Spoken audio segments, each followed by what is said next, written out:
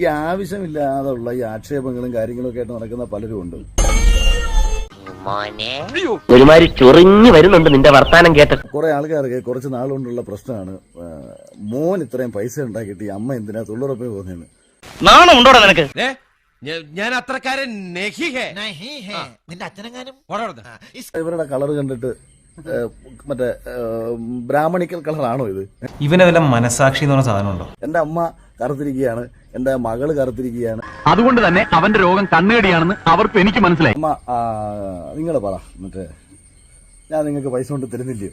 ഇഷ്ടം പോലെ എൻ്റെ മോന് എൻ്റെ എന്താവശ്യങ്ങളും അവൻ നിറവേറ്റി തരുന്നുണ്ട്. പക്ഷേ ഞാൻ തൊഴിലുറപ്പിന് പോകുന്നത് അത് എൻ്റെ ഒരു മനസ്സിൻ്റെ സന്തോഷവും എൻ്റെ കൂട്ടുകാരുമായിട്ട് എനിക്ക് ചെലവഴിക്കണം. അല്ലാതെ എൻ്റെ കാര്യങ്ങളെല്ലാം എൻ്റെ മകനാണ് എത്രയോ വർഷങ്ങൾ കൊണ്ടേ നോക്കുന്നത്. പറഞ്ഞത് കേട്ടോടാ, അന്തസ് വേണോടാ, അന്തസ്. അല്ലാതെ തൊഴിലുറപ്പിന് പോയി കൊണ്ടുവന്നല്ല ഞാനിപ്പം ജീവിക്കുന്നത്. പക്ഷെ എനിക്ക് തൊഴിലുറപ്പിന് പോകണം എന്ന് വെച്ചാൽ എൻ്റെ ഒരു മാനസിക ഉല്ലാസം അത്രയേ ഉള്ളൂ. അല്ലാതെ ആൾക്കാർ പറയുന്നവർ എൻ്റെ മോൻ നിർബന്ധിച്ച് എന്നെ പറഞ്ഞു വിടുന്നില്ല. ഇനി ഇത് പറഞ്ഞു നടക്കുന്നവരെ ഞങ്ങൾ കായികമായും നിയമപരമായും നേരിടും.